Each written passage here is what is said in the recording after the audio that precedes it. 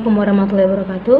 Melanjutkan penjelasan dari cuplikan video sebelumnya, di sini kita akan membahas terkait sejarah Indonesia kontemporer mengenai Bapak Syarifuddin Prawiranegara yang pernah menjabat sebagai Presiden Republik Indonesia menggantikan Bapak Insinyur Soekarno pada masa krisis pemerintahan yang diakibatkan oleh agresi militer kedua oleh Belanda. Sejarah kontemporer sendiri merupakan pemaparan peristiwa sejarah yang kejadiannya masih dalam jangka waktu terdekat dari waktu sekarang.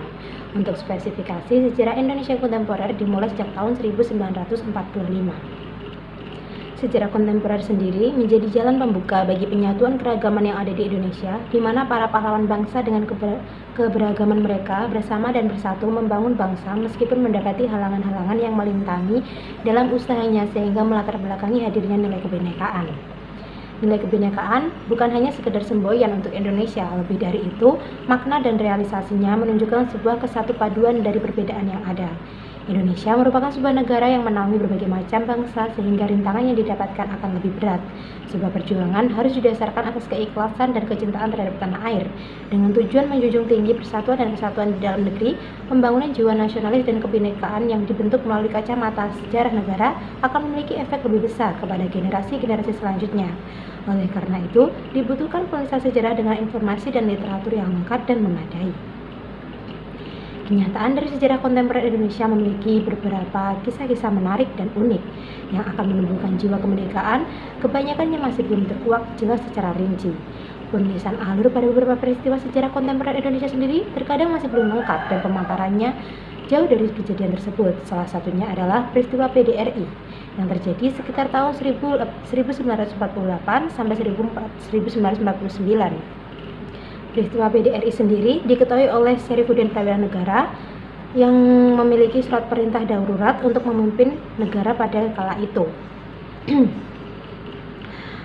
PDRI atau dikenal sebagai Pemerintahan Darurat Republik Indonesia dijalankan kurang lebih selama 7 bulan oleh Syarifuddin Prawiranegara dan para anggotanya yang berlokasi di Sumatera, Kota Minangkabau, dengan melibatkan warga sipil dengan lokasi yang pelosok dengan kondisi pusat pemerintahan yang selalu berpindah-pindah tempat karena menghindari kejaran Belanda. Sebelum lebih jauh lagi, di sini kita akan membahas terkait biografi dari Presiden Syarifuddin Prawiranegara. Syarifuddin Prawiranegara adalah seorang tokoh politik Indonesia pada awal kemerdekaan yang lahir di Anyar Kidul, Banten, 28 Februari 1911 sebagai putra dari Raden Asrat Prawiratmatja dan Nur Aini. Ayah beliau keturunan Banten dan ibunya seorang keturunan Minangkabau. Ayah Syarifuddin Prawiranegara adalah orang fasih bahasa Belanda karena tingkat pendidikannya tinggi dan merupakan anggota dari Serikat Islam Cabang Serang. Syarifuddin Prawiranegara sejak kecil dididik dalam lingkungan Islam atau dikenal yang kental untuk membangun menjalankan syariat Islam. Bahkan saat menginjak usia 4 atau 5 tahun, beliau masuk ke dalam ILC, Europese Clip School atau sekolah rendah orang Belanda dan Eropa yang dianggap sederajat. Dilanjutkan pendidikan dengan menempuh studi di EMS, yaitu Algemene Military School, sampai tahun 1931. Selanjutnya, pendidikan beliau masuk ke RHS, Rich Hook School atau Sekolah Tinggi Hukum yang berada di Jakarta, sampai bulan September 1939. Syarifuddin Prawiranegara berhasil menyelesaikan studinya dan mendapat sebagai Master in Religion atau dikenal sebagai sarjana hukum. Memiliki hobi membaca baik itu fiksi maupun non-fiksi dengan tema sastra, sejarah, filsafat, agama, dan berbagai surat kabar, membuat pengetahuan dan ilmu yang dimilikinya kian luas. Saat duduk di bangku perkuliahan, Syarifuddin bergabung di organisasi USI, Unitas Studiorserium Indonesia, yang merupakan sebuah perkumpulan forum belajar sekolah tinggi dengan tidak menghiraukan keadaan sosial politik kala itu. Perjalanan karir beliau dimulai dari bekerja sebagai karyawan PPRK yang kemudian dilanjutkan bekerja sebagai Kepala Inspeksi Pajak di Kediri. Untuk perjalanan karir beliau, keberadaan Syarifuddin Prawiranegara menjadi anggota BPKNIP dari Partai Masyumi setelah kemerdekaan Indonesia membawa beliau pada jalan menuju jabatan baru sebagai Menteri Keuangan. Pada awal pengangkatan menjadi Menteri Keuangan, beliau sempat menolak dengan alasan terlalu muda dan tidak berkecimpung dengan dunia politik. Hal ini beliau sampaikan setelah dijadikan sebagai formatur kabinet pada tanggal 14 November 1945.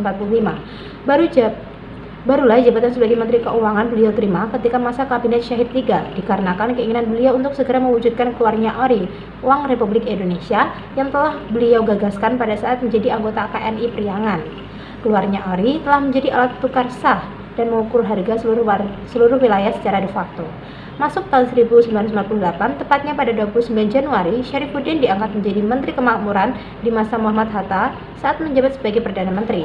Sebagai tugas awalnya menjadi Menteri Kemakmuran, Syarifuddin ditugaskan memperbaiki dan meningkatkan kesejahteraan rakyat, terutama pada bidang ekonomi. Aspek ini diutamakan karena awal kemerdekaan perekonomian rakyat sangat buruk dengan masih dikuasainya wilayah-wilayah penunjang perekonomian oleh Belanda saat agresi militer pertama. Berbagai kebijakan serta undang-undang dikeluarkan guna meluncurkan tindakan terkait pemenuhan kesejahteraan rakyat dan membangun akses perekonomian yang memadai. Peraturan Pemerintah Nomor 5 Tahun 1998 tanggal 22 Maret 1998 menetapkan tentang pengumpulan bahan pangan rakyat oleh pemerintah. Berikut pada tanggal 9 Juli 1998 ditetapkan Peraturan Nomor 15 perhitungan ternak berupa kuda, kerbau, kambing, domba, dan sapi, serta Peraturan Pemerintah Nomor 29 Tahun 1998 tentang pemberantasan penimbunan barang-barang seperti sembako. Kebijakan lainnya yang tidak kalah membanggakan adalah ketika Menteri Syarifuddin mencetuskan program dengan memberikan rakyat kesempatan untuk sepenuhnya berusaha sendiri dalam menjalankan roda perekonomian. Menjabat sebagai Ketua PDRI, Pemerintah Daerah Republik Indonesia, Syarifuddin telah menunjukkan jalan bagi kedaulatan negara Indonesia yang sesuai dengan Pancasila dan Undang-Undang 1945. Peristiwa yang melatar belakangi terpilihnya Syarifuddin sebagai pemimpin negara adalah ketika Belanda mulai melakukan agresi militer II pada 9 Desember 1948 yang merupakan tindakan setelah perundingan lanjutan Indonesia dengan Belanda atas masalah perjanjian Renville. Agresi militer II diluncurkan ke wilayah Republik Indonesia saat pukul setengah 6 pagi, di mana para pemimpin RI sedang melaksanakan rapat darurat dengan menetapkan Syarifuddin Prawiranegara yang berada di Bukit Tinggi guna membentuk pemerintahan darurat di Sumatera. Berlanjut dengan ditawanya para pemimpin di Yogyakarta oleh Belanda. Namun tidak dipungkiri bahwa Bukit Tinggi juga mulai dibombardir oleh Belanda. Dengan begini, Syarifuddin bersama para panglima tentara dan teritorial Sumatera, Kolonel Hidayat, datang ke rumah Tengku Muhammad Hasan sebagai penjabat komisaris pemerintahan pusat di Sumatera agar bersedia membentuk pemerintahan darurat Republik Indonesia.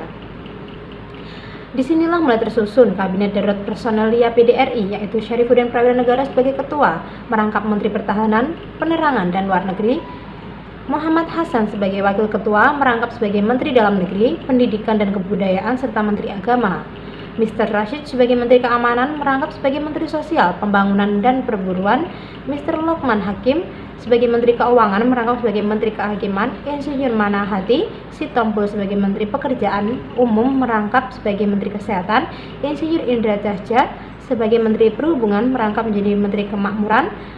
Marjono Danobrito sebagai Sekretaris PDRI, Lejen Sudirman sebagai Panglima Besar Angkatan Perang APRI, Kolonel Hidayat sebagai Panglima Tentara Teritorial Sumatera atau PTTS, Kolonel Haji Sumajo sebagai Kepala Staf Angkatan Udara atau KASAU, Komisaris Besar Umar Said sebagai Kepala Jabatan Kepolisian Negara. Pemerintahan darurat ini merupakan bagian pemerintahan yang mobile pada zaman gerilya, yang artinya pemerintahan akan berpindah-pindah tempat. Pada 25 Desember 1998 pukul 5 sore, Syarifuddin dan rombongan tiba di kota Bandiang. Setelah meninggalkan Halaban, di sana beliau disambut oleh Abdul Latif Datuk Bandorosati untuk